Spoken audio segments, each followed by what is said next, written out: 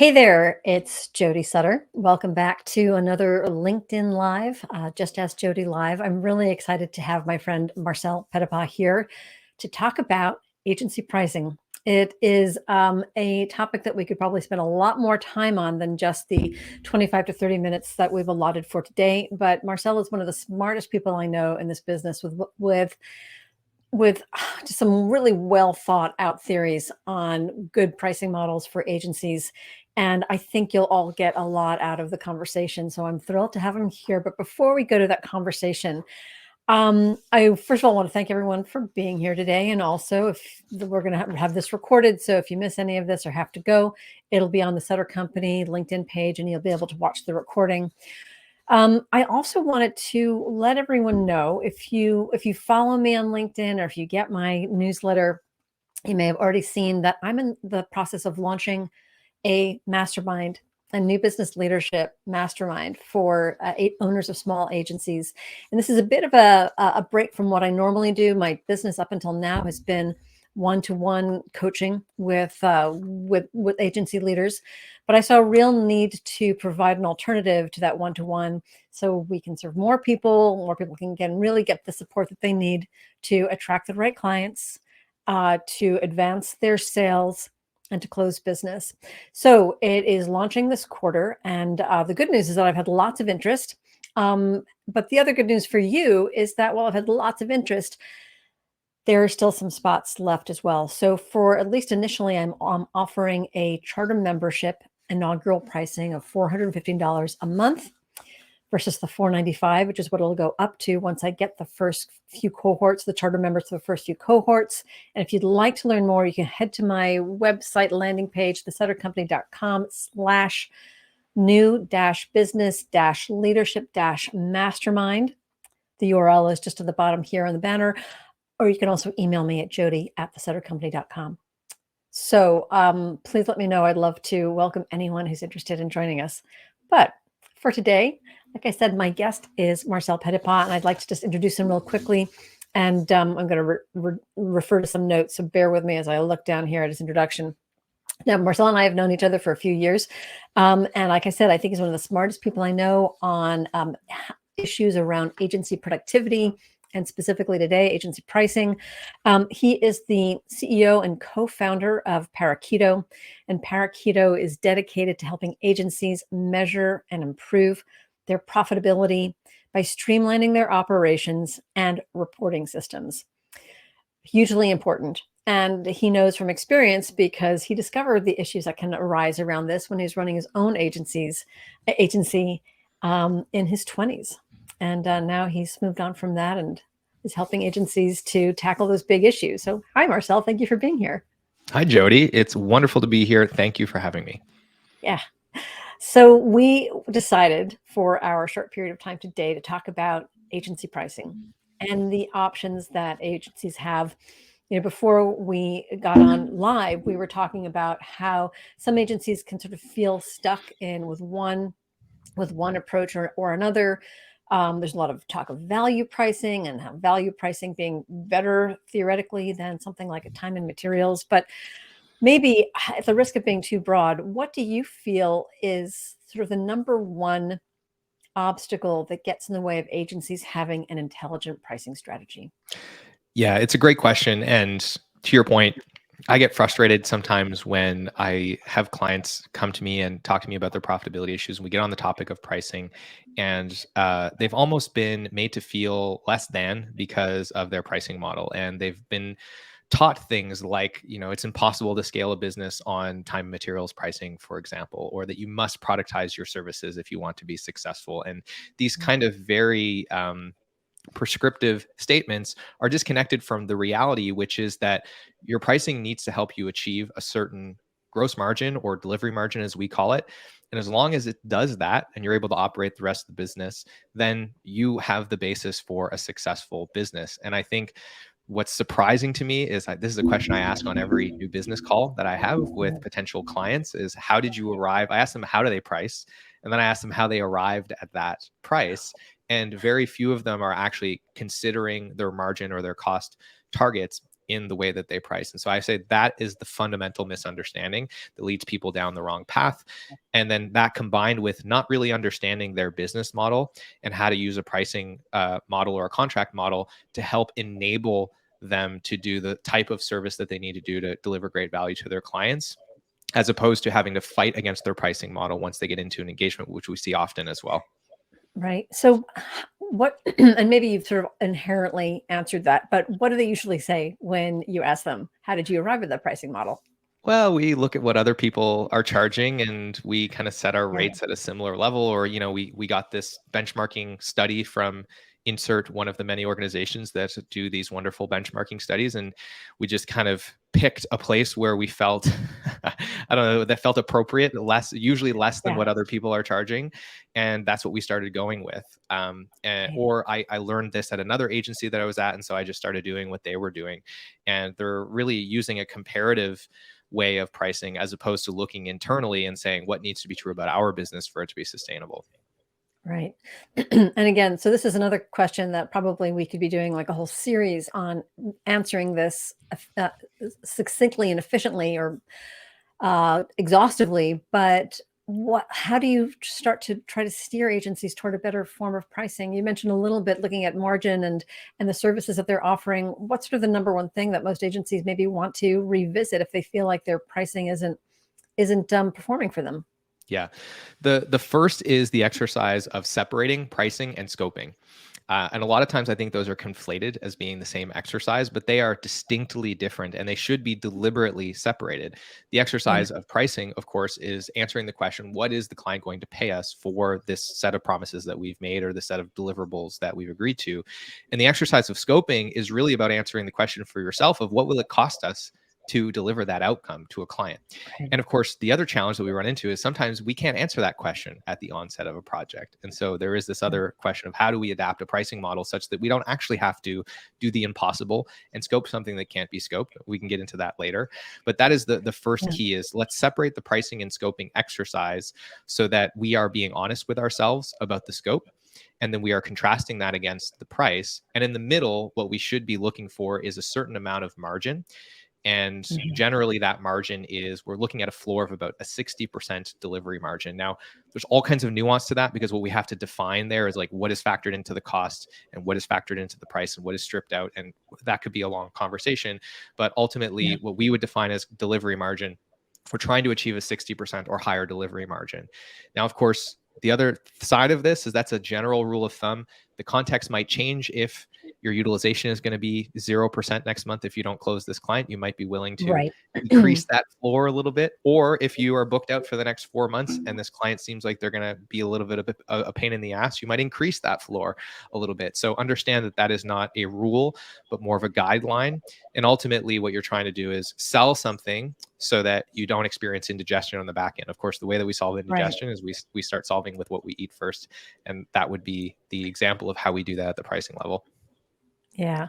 So cost versus price, that sounds a little bit like when you're figuring out price, maybe the whole notion of value-based pricing, which has become, I think, for me at least, what I see, it's a popular concept in theory and not so much in practice. And I've got a few theories there, but you probably have more better thought out theories. But yeah, so is the difference between cost and price. How does value get involved then for you and for most of your clients? Yeah, it's a good question. So, and this is where I think I see a lot of people make mistakes, and I've made this mistake as well. And leave us a comment on LinkedIn if you're watching this, if you've ever done this as well. A client says we want to achieve X, Y, and Z, and you say great, Z or Z. I don't know. I guess it depends on where you are. And you say great, we're going to go and scope this. And so you go back to your team, and of course the team. The first time that you ask them, they give you the real answer. Well, it's going to take a lot of time, and you estimate it out, and you say, okay, great, it's going to cost $100,000 for us to do this thing for the client. And you go back to the client, and the client says, whoa, we were expecting to spend half of that on this deliverable. And so instead of saying, okay, either we change the scope or we discount the price, you go back and start changing the numbers, and you start pretending that the deliverable will all of a sudden start taking less time than it actually will, in order to make the maybe numbers it won't take 3 days to do that. Maybe it'll only take 2 to actually do that one task. Right. And And so the outcome for the client is exactly the same. The price is the price, right? But the outcome for you now is that instead of being clear about what you knew it was going to take to get the project done and setting realistic expectations internally, you've lied to yourself and to your team and made it such that 3 months later, when the project is done and you're having your project retrospective, everyone's pissed off because it looks like you blew the budget on the project. But the reality is you were never going to hit that budget because that wasn't the reality, right? We've all done this. I'm guilty of this as well. And that, I think, is the important thing about separating out pricing and scoping.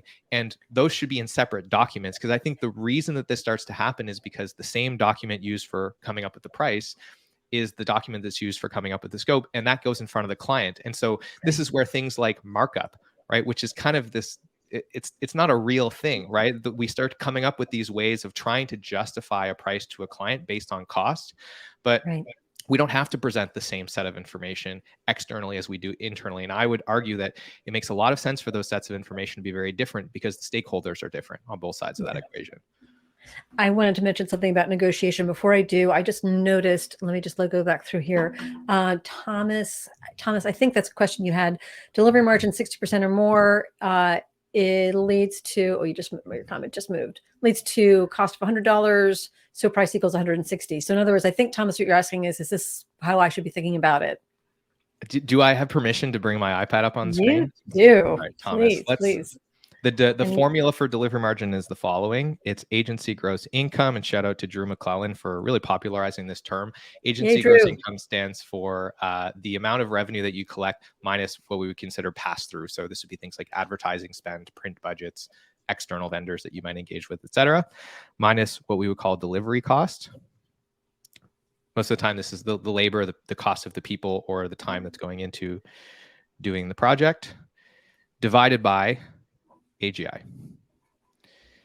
And so in this case, for example, you could think about this hourly. You could think about this in the aggregate price of a project. It doesn't really matter that this metric scales both ways. But in this case, if we said we have $1 million in revenue in a given period of time, we spend $400,000 on our delivery cost, divided by $1 million, we would have a 60% delivery margin in that case. So hopefully that answers your question. And then I can talk about the 3 levers that influence this number and how to improve it. But I'll pause there. I don't want to take over with my iPad because I'll run rampant with that. It's all good. I think that's the kind of thing that's going to be super valuable to people today too. But before you go back to your iPad, which I have a feeling you will, I want to, this idea of negotiation as well, going back to something you said. If we, the client says we need to do this, you go to your team, come back to the client, $100,000. Can't do that. We only have 50 or whatever. You go back to your team. Can we do this in 2 days instead of 3 days, or with 2 people instead of 3 people? And the client gets the same thing.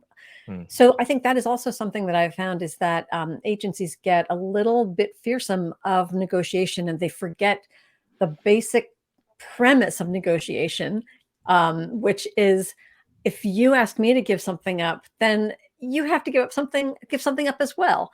Correct. And I wish that clients would have more of that conversation to say, okay, I get it. You only have half the amount of budget. Fine. Let's talk about it. If you only have half the amount of budget, help us understand, or help us try to figure out another way to deliver something that'll get you where you need to go, but maybe in a different way. And I don't think those conversations happen enough. And I'd, again, love to hear your comment. Yeah, and I think this is where we might have to go back to the iPad and open up the agency pricing quadrant, because I think part of this challenge is not fundamentally understanding the pricing model that you are negotiating with the client, because where you set those anchor points and the things that are locked on the golden triangle, as it were, change depending on how you present your pricing model and what it's tied to.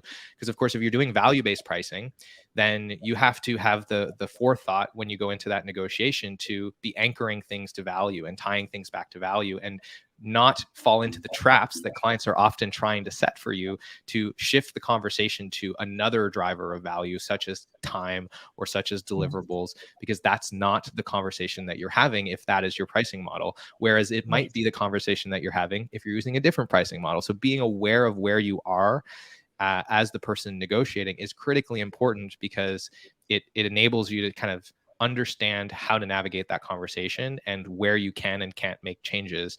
And it's critically important. Yeah. Yeah. And I also think a lot of times, clients can get a bad rap for like, they have no money or they don't understand. And I think so I come to this as a business development professional versus a former agency owner. But I think, sometimes, yes, maybe they're going to try to get something more for less than they have. But I also think I give people the benefit of the doubt. And I think sometimes most clients just need to be educated. Like, Mhm. here's why this costs this. But if you can't buy a Rolls Royce, maybe we should talk to you about buying an Audi. And if you can't actually buy an Audi, maybe we should talk to you about a Volkswagen or a Toyota. And then I think clients will also value the conversation a lot more too, because they're going to get smarter, and then are going to make it more easy to represent it to their boss, because inevitably there's someone else who's got to approve this cost who's probably not in the conversation with you right then. That's what I found, at least. Yeah, absolutely. And I think that's the beauty of understanding where you're able to kind of and really using the golden triangle, which is kind of this Yes. timeless way of negotiating, and it gets you on the same side of the table as the client. And most of the time, to your point, they're just trying to express their constraints and find a solution that fits within those constraints. And so you can Right. work together on that and Right. co-create a solution, which means they're more likely to invest in that solution because they feel ownership over arriving at Yeah. that outcome. And if they're not a good actor and they are trying to take advantage of you, you're forcing them to be explicit about that, which is an uncomfortable conversation and still kind of puts Yeah. you on the right side of that conversation, because Right. you're forcing the client to say, no, I want you to just do it for less or give me a discount. And some clients will actually like back away from that conversation because they don't want to be explicit because they know that it's an unreasonable ask. Yeah. Plus, it makes it easier for you to say, this is not the right client for us. This client is Correct. throwing up a ton of red flags. I don't think we should pursue them. But anyway, go Correct. back. I would love to see let's go to the pricing quadrant. And Megan's my team member who is doing an amazing job backstage. Feel free to reduce me a little bit so that Marcel can share most of the screen. And I'm noticing there's lots of action in the chat. So I appreciate everybody Yeah. leaving comments here on LinkedIn. We love hearing from you. And I want to give a shout out to Carson, who is a team member at Parakeeto, who's jumping in to answer some of the more detailed questions about exactly how to calculate these things. So feel free to go back and forth with him if you have questions on like the Awesome. details. Carson, thank you. Cool. All right. So with that, let's talk about the Agency Pricing Quadrant. TM, very important. By the way, option 2 is the shortcut on your keyboard. I just saved you so much money in legal fees. I'm just kidding. I'm not a lawyer or an accountant. So what are the two main drivers of value that need to be considered when we're thinking about how to price a service? And understand that this can apply differently to different services inside of your business. And it could actually change based on who it is that you're talking to. And of course, the first thing that we'll talk about is value, right? So you have high value, this is a spectrum, and you have low value. And the two things, there's lots of things that determine where a service offering or an engagement sits on the value ladder. But I think we would agree that the two most significant drivers of that are going to be, number one, our positioning. Right? So how many alternative options does the client feel they have to solving this problem? And to give you a simple example of this, if my positioning is I am a graphic designer, then I am immediately putting myself in the low value side of this equation, because I'm competing with everyone from Canva to IDEO. There are hundreds of thousands of options, and I'm giving my client an exceptionally large bucket of things to compare me to. Whereas if my client was a B2B software company with a complex data modeling system, I could say, I am an expert in helping B2B SaaS companies visually communicate complex data systems using design. I'm still doing graphic design, but of course, now if they Google that, there's probably nobody else that they can compare me to. I've dramatically reduced the amount of options, right? In fact, maybe they've even found you because they Google that, because that's actually what they need. And you were the first thing that popped up. Correct. So positioning is massively important for throttling the amount of alternatives, and that drives value. And then the second thing that we have to consider, and sometimes we like to pretend that this isn't a factor, but it has to be, is the relative value to the client, right? The same outcome can be very, very different in terms of its value to different clients. So conversion rate optimization is a simple example. A 1% conversion rate optimization is very different to Apple, who does hundreds of millions of dollars in transactions through their website in a given period of time, than it is to my Aunt Shirley, who's selling handmade leather bracelets on Etsy to the tune of a couple $100s per year. it might take the same amount of work and it might be the same outcome, but the value is incredibly different. So we have to consider and understand the scale of the company that we're dealing with, the severity of that problem to their specific context, et cetera. And that will help us understand, where does this service sit on the value ladder? But then the other thing that we rarely talk about, because we talk lots about value in pricing, because it's such an important thing to be aware of and try to use to elevate our pricing, but we don't talk enough about is risk, right? So we have low risk work and we have high risk work. And I'm aware that my handwriting is terrible. The way I think about this is doctors also have bad handwriting, and we like to think that they're smart. So the linear logic here is that I am smart. Okay. So that's what we're talking about. All right. So low risk work this relates to how predictable is the scope of this, the cost or the time that goes into doing it. If I can consistently get to within 10% of my estimated hours, that is extremely low risk work. An example of this would be a productized service that you've done hundreds of times. You have a clear process. You know exactly what you're selling. You know exactly how you're going to deliver it. That is low risk work. And then on the other side of that spectrum is stuff that is very, very hard to scope. And there's a whole bunch of reasons why it might be hard to scope. The nature of the work might be risky. For example, we're building custom software on a new development language that is not very well documented.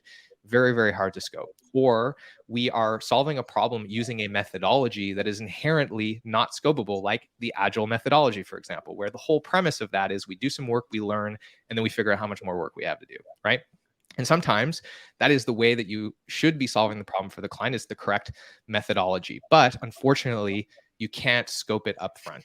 So you might have to be, I think we're made to believe often that the answer to having high risk work is to just make it low risk. That's not how this works. Sometimes clients actually need novel, complex solutions to hard problems, and you are an expert in doing that. I think that that's okay. So let's talk about how to handle these different situations. In an event that you have high risk work that is low in value, this is where I like time and materials or hourly pricing. Why do I like this? Well, because the idea here is that we get paid for the time that we spend, right? That is the whole premise with hourly pricing. That's why it's so easy. And so what we're doing is we're taking the upside of it taking less time than we expected off the table, but we're also taking the downside of it taking way more time than we expected off the table. And there is value in that when the risk is high. And the reason I like hourly in the case of low value work is typically if the work is low value, it means that it's low skill. That means you typically can get lower cost labor or be efficient in terms of what labor you use. And therefore you can create the perception of value with your hourly rate. Because if the aggregate price is high, but your hourly rate is low, you can actually start to focus the sales conversation on that and create a competitive advantage compared to the other people that are being evaluated, because your hourly rate is lower. And even if your price doesn't end up being lower, the client might still feel like they're getting a better deal because you can compete on price, right? And we were made to poo-poo on people competing on price, but it is still a legitimate business strategy. Not one that I'm excited about, but it's still a legitimate business strategy. And so for things also like the high risk in this situation, so the client may either explicitly or implicitly just talk about like their inability to sort of give you mile markers or guideposts. And again, going back to sort of the role of the business developer is to point that out, to say, you're not allowing us to, you're not giving us mile markers. And so it's really going to be really hard to give you a firm price that makes everyone happy. And so what we would like to do is give you the flexibility of getting what you need by doing an agile method, or by allowing you the flexibility of the time and materials. So it's also this value outside of the dollar value too. Exactly. And also saying like, you're only going to pay for what you need. You're not going to have us price all of this risk into the engagement and charge you for things that you might not end up needing, because we don't have the clarity to figure that out right now. So you can always position this as a service to the client and saying like, look, this is the thing that allows us to engage in a way that is beneficial to both of us and have that be a mutually beneficial exchange. So that's the low value, high risk. And then if we transition up to high value, high risk, this is where I love abstracted time materials. This is a pricing model that I absolutely love, and it doesn't get enough attention, but really big agencies that you've heard of use this. Really big consultancies that you've heard of use this.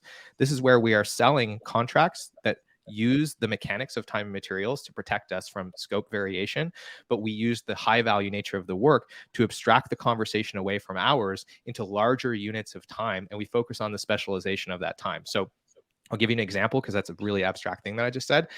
Media Monks wants to build an enterprise website project for, I don't know, Coca-Cola. They're not going to say it's going to take 20,000 hours to do this website project. They're going to say, look, the scope of work that you present to us today, which they know is going to be dramatically different from the scope of work that is actually going to take place, because probably all the stakeholders they work with will get swapped out 3 times over the 4 years that they're working on this, et cetera. It's just impossible to scope. Right. They say, you have a complex website problem to solve. We're going to give you an expert enterprise website development team. That team costs this much per sprint. And we think this current scope of work that you put in front of us is 20 to 30 sprints worth of work. And what we're going to focus on is collaborating on creating business value as quickly as possible throughout this process. And now they're selling a team, they're leasing a team essentially. And then the conversation with the client when the scope changes is always yes and, right? Can you do this? Yes and. Can we modify this? Yes and. Do you want to do that before or after the other things in the backlog? Or do you want to extend the timeline and add more sprints to make room for all these additional things? It becomes a backlog management conversation.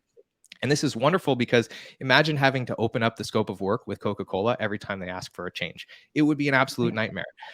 This allows you to be flexible and to be agile in solving a complex problem that neither party really has any business trying to scope up front. Right.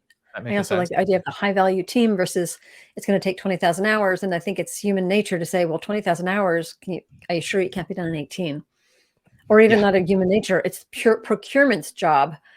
Well, even whether or not they believe it can be done in 18,000 hours to push for something lower. So yeah, I really love that. And what I love about this business, these pricing models, right, is when the client's asking you to take on a lot of risk, this puts a natural constraint into the contract to test how much they value the changes that they're asking you for, right? Because as soon as they ask for it, the answer is yes. And you just like, we've already agreed to what that means for the engagement. And sometimes they'll go, oh yeah, is that really worth an extra sprint, an extra $20,000? Or do we not care about that feature that much? And it'll create this kind of natural pushback, which is different from when you give them a flat price. And now all the pushback's coming from you. You get to defer to this third party called the contract we both signed at the start of this engagement. And they apply the pushback in a very organic way. So I think that that's a really powerful way of kind of, again, using the contract structure to enable the service model as opposed to setting it up so that you're fighting against it the whole way. Great point. So now we'll move over to the other side of the quadrant. These are the things we're most familiar with. So low risk, low value. This is where I like flat fees. And I like flat fees because we can create the perception of value for the client by fixing the fee and taking on the risk. And the reason we can do that is because the risk is low. So we arbitrage that.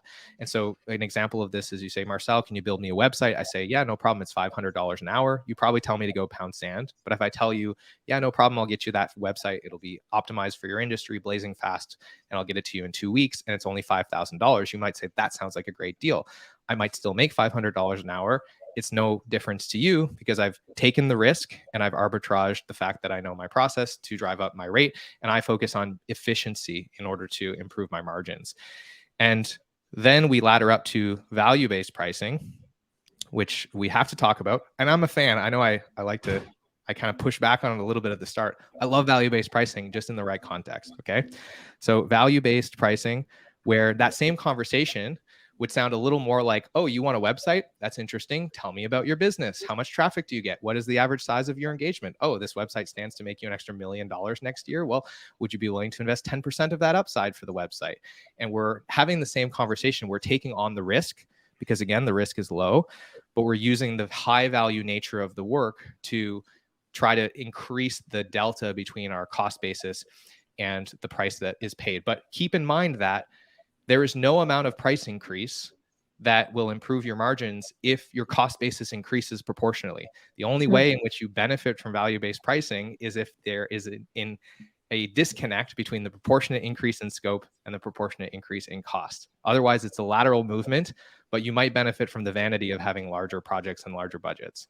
But that's about it. And then there is a more advanced form of value-based pricing, which is outcome-based or performance-based. And understand that what this means is you're not only de-risking the scope, but you're also de-risking the outcome. so that you can take even more risk on and ideally reward yourself even more by saying, we will get paid per result, per new client you get, per percentage increase in conversion. But this requires a really mature service offering in which you have a lot of experience, a lot of data, because otherwise taking on this amount of risk is probably not reasonable for you.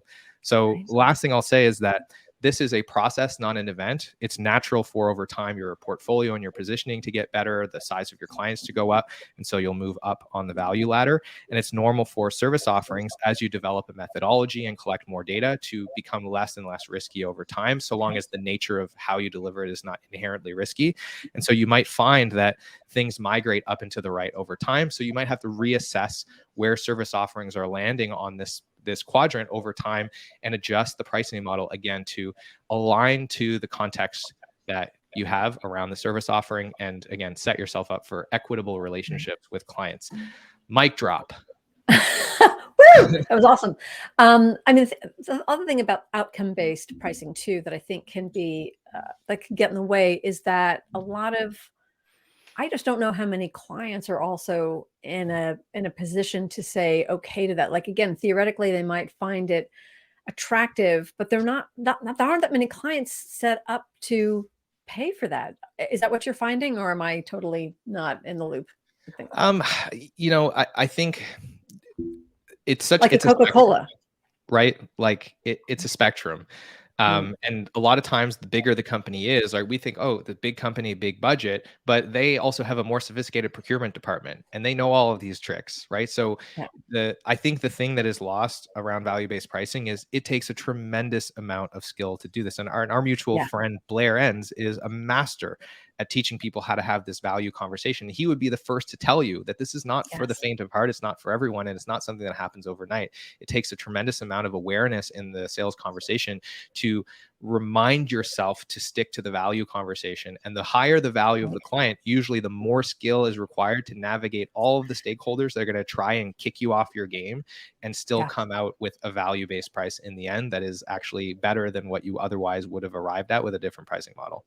Yeah. And really, it requires so much. It also requires, selling differently to be able to, again, not be the order taker to make this enormous shift towards the one who asks smart questions and is willing to take the time to peel away some of the layers to really understand the deeper motivations and the actual dollar cost. I mean, the other thing with value-based pricing for this live, I was thinking about one of my clients that does a lot of work with higher education, colleges and universities, and I was sort of imagining in my head if they were to have that sort of outcome-based conversation with a chief communications officer at a private college, or even worse, a large university, although they might have the data, to even ask them, well, what is this worth to you in terms of revenue? And I think they'd be like, I have no idea, and it would take years and thousands of man hours to tell you. So let's just take that right off the table. So I do think, it's such an interesting approach, but it takes a lot of practice. It does. Yeah. And that's even more true for outcome-based pricing, because then you get into the whole conversation of like, well, how are you going to measure the outcomes and all of the nuance that comes with that? It is a very, very, very advanced form of pricing. Yeah. Yeah. This was so interesting. I feel like I still have a ton of questions and a ton of things that we could talk about, but I also want to be mindful of our audience's time, and we're at about 35 minutes past the hour.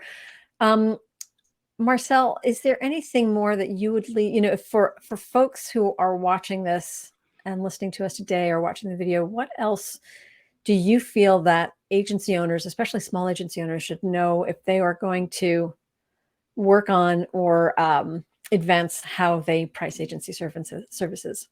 Yeah, it's the drum that I will never stop banging, which is know your delivery margin. You should know it when you look at your profit and loss statement. You should know it when you give a price to a client, what you are expecting, what you're setting yourself up for. And so we have infinite amounts of resources on how to think about that, how to calculate it, all the details. Yeah. And if Carson is still around, hopefully he can drop some in the chat. I'll circle back and drop some in the comments as well. But if there's one metric that will tell you the most important things about your business, it's that one. And you should know what you're setting yourself up for when you put a price in front of the client. And I think as long as you are consistently setting yourself up for success when you take an engagement on, then everything else will get a lot easier. But I think that's the challenge that we see people face, is that they don't even realize that they're actually setting themselves up for failure when they close a deal. And the revenue is actually bad revenue, not good revenue, but we're not distinguishing between those things. So that's the first place. If you solve that, everything else gets easier, and you don't have to be that sophisticated beyond that point to have a good outcome and have a profitable business. Yeah. Hey, you also, before we went live, you mentioned a toolkit that you guys offer. So that's probably a good place to start for people as well, right? Absolutely. And Yeah, there's some great educational can, material in there. So you can head to parakeeto.com/toolkit, and I'll drop the link to in the comments as well, and in a follow-up. But parakeeto.com/toolkit, there's training videos, cheat sheets, spreadsheets, all kinds of things in there to help you start to get a handle on the basics of measuring and improving your performance. Yeah, I'm going to check it out. Probably use it for my own business. Marcel, this has been so interesting. I always love our conversations, and I know I've been a guest on your podcast in the past, and so I'm also really happy to be able to reverse the roles a little bit here today as well. So thank you so much for being our guest. And as I said, folks, this is going to be recorded. I guess if anyone's watching the recording, you obviously realize that. But check out Marcel's toolkit. He's got a lot of really smart things to help support your agency growth. So thank you, Marcel. Thank you, Jody. It's a pleasure.